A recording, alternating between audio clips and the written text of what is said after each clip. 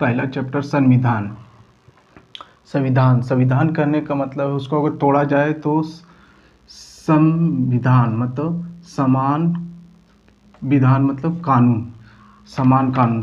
लोगों, भारत के लोगों के लिए एक समान कानून है ना। जैसे आप मर्डर करेंगे तो आपको कोर्ट में जाकर केस करेगा तो आपको फांसी का सज़ा मिलेगी ही, चाहे कोई भी रहे।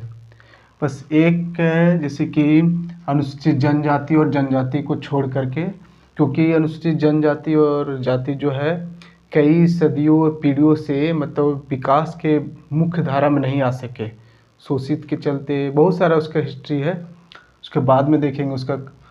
लेकिन संविधान जो है भारत के लोगों के लिए समान कानून है ना। तब समान कानून यानी संविधान बनाने के लिए हम लोग क्यों ज़रूरत पड़ी है ना, भारत में संविधान बनाने के लिए क्यों ज़रूरत पड़ी, इसके बारे में भी सोचा जाए तो उस समय तो हमारे देश में अंग्रेज़ों का शासन था है ना। तो अंग्रेज़ अपने अनुकूल है ना शासन करने के लिए कई तरह का एक्ट लाते थे है ना। जैसे कि जब 1757 में प्लासी का युद्ध हुआ है ना, 1757 प्लासी का युद्ध हुआ। उसके बाद 1764 में बॉक्सर का युद्ध हुआ तो ईस्ट इंडिया कंपनी का विजय हुआ। तो वो लोग बंगाल में अपने शिकंजा स्थापित किया। तो वो लोग चाहते थे कि किस तरह हम लोग और भी अपने कानून को भारत के लोगों को के पास पहुंचाकर अपना शिकंजा को जड़ें। तो इसके तहत वो भारत में कई तरह के एक्ट ला रहे थे। उसी का आधार पर कहा जाए कि उसी के आधार पर हम लोग को संविधान का मतलब कि प्रारूप तैयार हुआ है ना। उसी का मतलब रूपरेखा तैयार हुआ, क्योंकि वो लोग अपने कानून अपने के लिए, अपने विकास के लिए एक्ट लाते थे ताकि भारत पर अपना कब्जा कर सके है ना। तो उसी का आधार पर भारत का संविधान का मतलब परिदृश्य देखा गया, उसका सीढ़ियाँ देखा गया है ना। तो कैसे बना वो पहले उसका हिस्ट्री देखते हैं कि किस आधार पर लाया गया है ना। तो देखिए कि सबसे पहले रेगुलेटिंग एक्ट आया है ना। रेगुलेटिंग एक्ट आया 1773 में है ना। रेगुलेटिंग एक्ट इस प्रश्न भी आ सकता है कि रेगुलेटिंग एक्ट कौन सा ईस्वी में आया, तो 1773 में। तो उसमें प्रथम बंगाल का गवर्नर जनरल किसको बनाया गया, वारिंग हेस्टिंग को याद रखिएगा। उसी समय रेगुलेटिंग एक्ट के समय 1774 में उच्चतम न्यायालय का गठन हुआ है ना। उच्चतम न्यायालय को लोग कलकत्ता में क्या लोग, उसका प्रथम मुख्य न्यायाधीश कौन था, सर एलिजा इम्पे है ना। ऐसे भी प्रश्न पूछता है कि 1774 में उच्चतम न्यायालय का गठन कलकत्ता में किया, उसका प्रथम मुख्य न्यायाधीश कौन है, सर एलिजा इम्पे है ना। उसके बाद आते हैं पिट्स इंडिया एक्ट है ना, 1784। कब आया वो, 1784 में। उसमें दोहरे प्रशासन लाया गया है ना। उसमें पहला बोर्ड ऑफ डायरेक्टर जिसमें व्यापारिक मामलों का अधिकार लिया गया, उसके बाद बोर्ड ऑफ कंट्रोल जिसमें राजनीतिक मामलों का अधिकार लिया गया। अब आते हैं 1813 ईस्वी का चार्टर अधिनियम है ना। 1813 का चार्टर अधिनियम, इसके तहत कंपनी अधिकार पत्र को 20 वर्ष तक बढ़ा गया। कंपनी का अधिकार पत्र था वो 20 वर्ष तक बढ़ा लिया है ना, एक्ट ला करके है ना।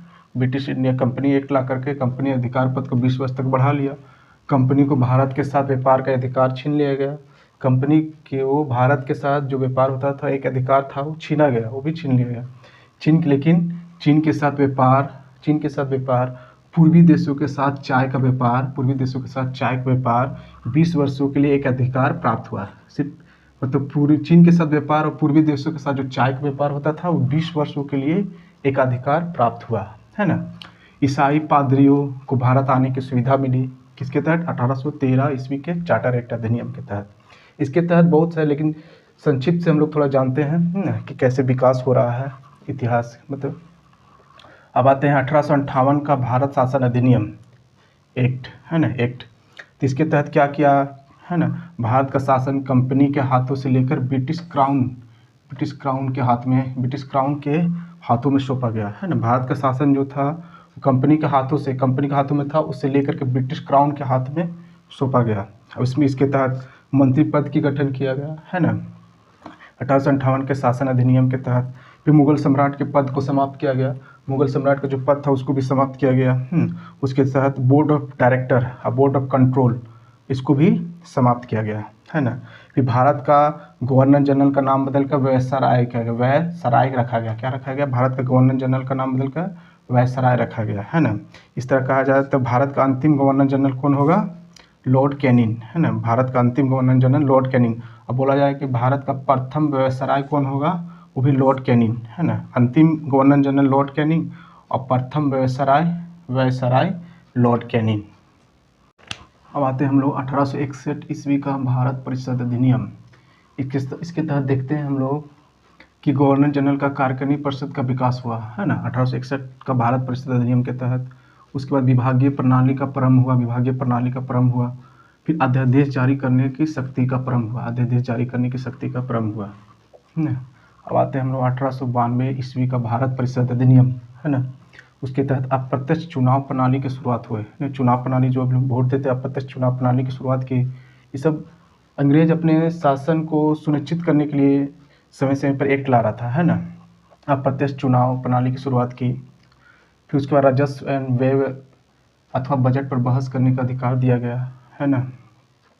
उसके बाद आते हैं 1909 का भारत परिषद अधिनियम। 1909 का भारत परिषद अधिनियम, इसको मार्लो मिंटो सुधार किया जाता है, कहते हैं हम लोग। 1909 का भारत परिषद अधिनियम को मार्लो मिंटो सुधार भी कहा जाता है ना। इसके तहत मुस्लिम के लिए पृथक निर्वाचन प्रणाली की शुरुआत हुई। फिर सांप्रदायिक निर्वाचन जनक मिंटो को कहा जाता है। उसके तहत सांप्रदायिक जो लड़ाई की जो मामला थी हिंदू मुस्लिम में, उसका जनक भी मिंटो के द्वारा मिंटो को कहा जाता है ना। अब आते हैं 1919 का भारत शासन अधिनियम।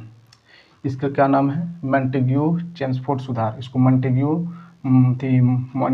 चेम्सफोर्ड सुधार भी कहा जाता है ना, 1919 का भारत शासन अधिनियम को। और 1909 को कहा जाता है मार्ले मिंटो सुधार, इतना याद रखिएगा, है ना। इसके तहत केंद्र में द्विसदनात्मक विधायिका लाया गया, राज्य परिषद और केंद्रीय विधानसभा, है ना। फिर प्रांतीय विषयों को 2 वर्गों में विभाजित किया, है ना, आरक्षित और तथा हस्तांतरित, है ना। 1919 अधिनियम में लोक सेवा आयोग का गठन है, जिसको 1926 में गठन किया गया, है ना। लोक सेवा आयोग जो यूपीएससी जिसको बोलते हैं यूपीएससी, है ना। लोक सेवा आयोग का गठन 1926 में गया, किसके सिफारिश पर? ली आयोग के सिफारिश पे किया गया। हाँ, फिर इसी अधिनियम में सिखों, भारतीय ईसाइयों, आंग्ल भारतीय यूरोपियों को पृथक निर्वाचन सिद्धांत का विकास किया गया। पृथक निर्वाचन, वो अपने निर्वाचन करेगा, है ना, निर्वाचन करने का सिद्धांत दिया गया। इसके तहत बजट को राज्य बजट से अलग किया गया। केंद्रीय बजट को राज्य बजट से अलग किया गया। किसके तहत? 1919 के अधिनियम के तहत, है ना। अब उसके बाद आते हैं दूसरा एक्ट, 1935 ईस्वी का शासन अधिनियम, है ना। 1935 ईस्वी का शासन अधिनियम, इसके तहत क्या क्या हुआ? अखिल भारतीय संघ की स्थापना हुआ, हाँ। उसके प्रांतीय स्वायत्तता प्राप्त हुई। भारत में संघ सूची, राष्ट्र सूची, समवर्ती सूची बनाया गया, है ना। उसके बाद अवशिष्ट शक्ति लाया गया, जिसका शक्ति किसके पास रहता है? वायसराय के पास रहता था, वायसराय के पास। फिर इसके तहत 1935 ईस्वी के अधिनियम के तहत बर्मा को भारत से अलग किया गया। अब आते हैं 1947 का भारतीय स्वतंत्रता अधिनियम, है ना। 1947 का भारतीय स्वतंत्रता अधिनियम, इसके तहत क्या हुआ? ब्रिटिश संसद में 4 जुलाई 1947 को स्वतंत्रता अधिनियम पारित हुआ, है ना। ब्रिटिश संसद में इस एक्ट के तहत ब्रिटिश संसद में 4 जुलाई 1947, ये डेट याद रखिएगा, स्वतंत्रता अधिनियम पारित हुआ। उसके तहत भी 18 जुलाई 1947 को स्वीकृत भी हो गया। ब्रिटिश संसद में स्वीकृत भी हो गया, मतलब उसको पारित हो गया, है ना, स्वीकृत हो गया कि ठीक है ना। 18 जुलाई 1947 को, है ना। फिर 15 अगस्त 1947 को भारत एवं पाकिस्तान नामक 2 अधिराज्य बना दिए गए, है ना। फिर 15 अगस्त 1947 को भारत आज़ाद हुआ था, तो ही भारत एवं पाकिस्तान नामक 2 अधिराज्य बना दिए गए। ये कैसे हुआ? ब्रिटिश संसद में 4 जुलाई को 1947 को स्वतंत्रता अधिनियम पारित हुआ, 18 जुलाई को स्वीकृत हो गया और 15 अगस्त को भारत एवं पाकिस्तान नामक 2 अधिराज्य बना दिया गया। इसके तहत फिर एक गवर्नर जनरल को रखा गया जब तक कि भारत का अपना संविधान का निर्माण ना हो जाए, है ना। तो फिर उसके बाद कहा गया कि देसी रियासतों पर ब्रिटेन की सर्वोपरिता का अंत हुआ, मतलब देसी रियासत जो छोटे छोटे जो रियासत थे उस पर ब्रिटेन का अधिकार था वो अंत हो गया, और उसको कहा गया कि आप किसी भी देश में शामिल हो सकते हैं। तो इसके तहत हम देखते हैं कि भारतीय संविधान के विकास का सीढ़ियाँ किस तरह तैयार हुआ, उसका हम लोग संक्षिप्त विवरण को देखें, है ना। अब हम लोग आगे देखेंगे कि भारतीय संविधान का गठन कैसे हुआ भारत में, है ना। ठीक है, आज तक यहीं रहने देते हैं। Thank you.